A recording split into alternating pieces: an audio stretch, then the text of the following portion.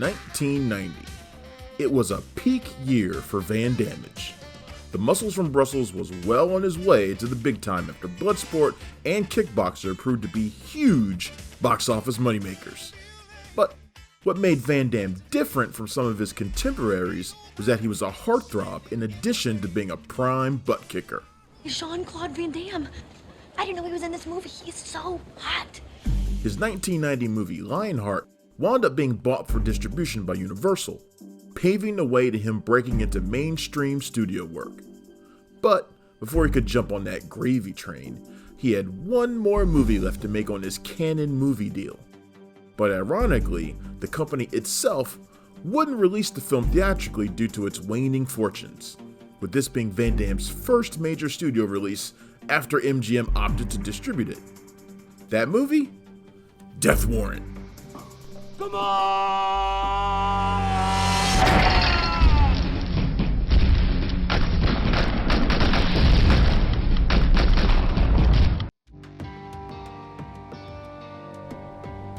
In this one, Van Damme plays a cop named Burke, who after putting down a serial killer called the Sandman, is convinced to take an undercover assignment in a prison where all the inmates are dying mysteriously. Now, one thing that's always fun with Van Damme's movies is how they try to explain his thick Belgian accent. You sure had it easy with Mom in Europe. Mom, she was a very special lady too.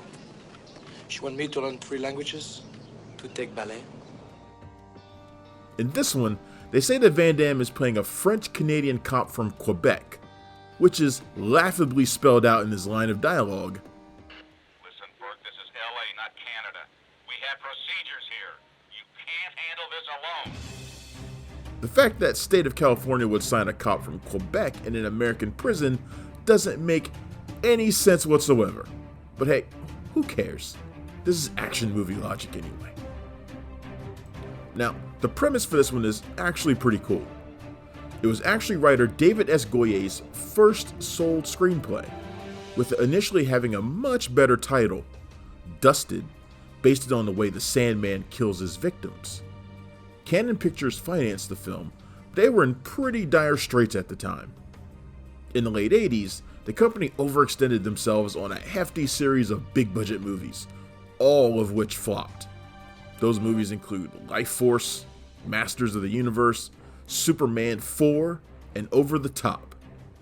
Menahem Golan would lose his place with the company, with it being sold to Pathé, who later merged with MGM, one of the reasons this movie came out via that company.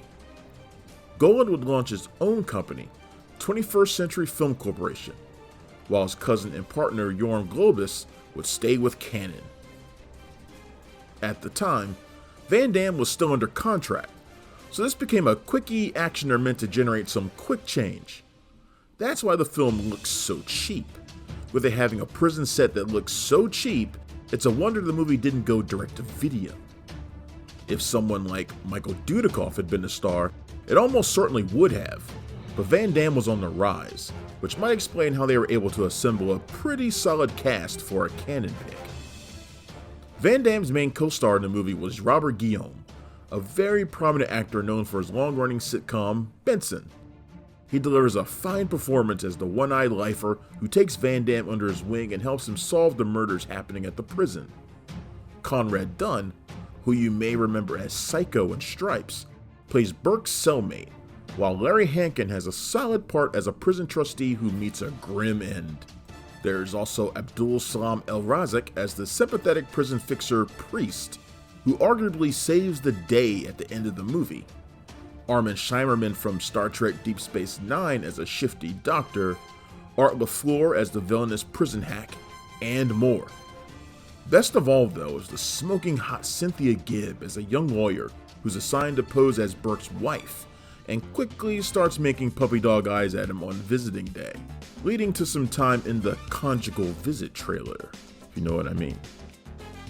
And of course, 90s B-movie legend Patrick Kilpatrick plays the big bad Sandman, who, shocker, turns out to be alive and well in the finale and is now in the same prison as Burke. The two have a big scrap at the end, and Kilpatrick, despite not being a poised martial artist like Van Damme, handles himself very well. However, Death Warrant has a few problems. For one, there's not nearly enough action. The budgets at Cannon had gotten really low at this point, which is obvious if you've seen movies like Down Twisted or American Ninja 3. They couldn't afford huge fights, so most of the prison scraps, minus the big one at the end, are short. Still, Van Damme gets by on his charm in this one, and you can see why MGM figured it was worth the theatrical release, with it grossing a solid $16 million, which actually made it Cannon's biggest hit in years, although by the time it came out, they weren't able to enjoy the windfall. As for Van Damme, it would be his last B movie, with him moving on to bigger movies as soon as he wrapped production. The director, Darren Sarafian, would go on to make 2 more run-and-gun 90s flicks, Gunman, which teamed Christopher Lambert and Mario Van Peebles, and Terminal Velocity, starring a skydiving Charlie Sheen.